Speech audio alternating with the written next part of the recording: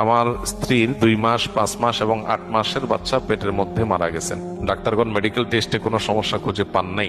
এক হুজুরের পরামর্শ নিলে তিনি বলেন কালো জাদু করেছে এবং তাবিজও তেল পোড়া দিয়েছেন এবং আমার স্ত্রী তাবিজ পরবেন না।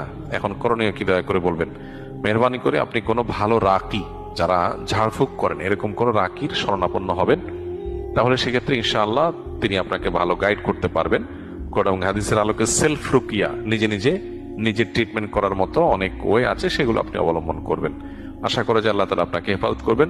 এবং এটা পরীক্ষিত এবং এটা সর্বজন বিদিত, স্বীকৃত যে গর্ভস্থ সন্তান নষ্ট হওয়ার ক্ষেত্রে দুষ্ট জিনের প্রভাব এবং ব্ল্যাক ম্যাজিক, কালো জাদুর প্রভাব অনেক বেশি হয়ে থাকে।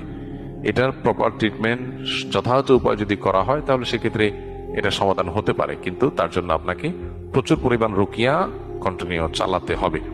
সেজন্য ভালো কোনো রাখি শরণাপন্ন হবেন। আমি তো রাখি না বা রুকিয়া সম্পর্কে আমার খুব বেশি ধারণাও নাই।